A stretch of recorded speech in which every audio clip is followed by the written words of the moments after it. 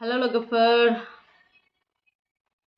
गासैखौबो बरायफिननाय थाबावबाय आंनि चाम्पा बिब्लंआव लोगोफोर दिनै आं मोनसे बिराद इम्परटेन्ट भिडिअ लानानै फैबावदों नोंसिनि थाखायहाय दिनै आं मोनसे मुलि लानानै फैदों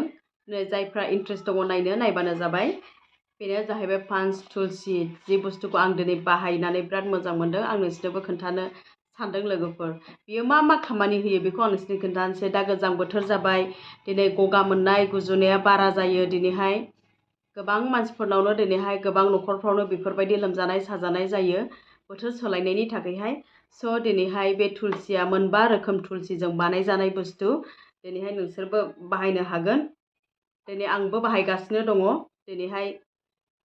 बियो मा खामानि होयो आरो बेखौ माबायदि बाहायनांगौ बेखौ आं नोंसोरनो खोन्थागोन दिनै मा खामानियाव होयो नोंसोर खोनासंबानो जाबाय नोंसोरबो इन्ट्रेस्ट दंबा बाहायनो हागोन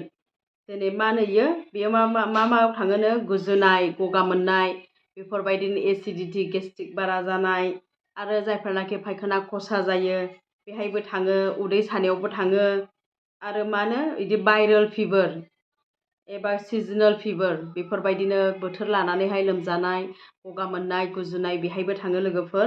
ओमफ्राय स्वेलिं इन दा लांस जेनेबा जायफोरनाखि लांसनि प्रब्लेम दं हां सरथे मोननाय लांसआ बिदिनो समफ्ल'आ बेफोरबायदिनो एसे प्रब्लेम जानानैहाय बेफोरबायदिनो गुजुनाय हां सरथे जानाय बेफोर आस्थमाफोरावबो थाङो ओमफ्राय हाइ प्रेसार दङब्लाबो बेहायबो हाइ प्रेसाराबो खमायगोन मेनटेन दोनगोन आरो सोरबा बिखायाखौ बिदिनो टाइट मोनबाय थायो चेस्ट कन्जेसन मोनबाय थायो बेहायबो थाङो ओमफ्राय जायफ्रानाखि मेङो बेहायबो खामानि होयो ओमफ्राय जायफ्रानाखि गोबाबाय थायो उन्दै गथ'फोर स्पेसियेलि बोथोर सोलायनायनि थाखायहाय बेफोरबायदिनो लोमजानानै गोबानाय मानाय बेहायबो थाङो लोगोफोर ओमफ्राय जायफ्रानाखि दुरबलथार आरो जायफ्रानाखि उदैयाव आलसार दङ बेफोरावबो थाङो आरो जेरै बे तुलसि नालाय मोनबा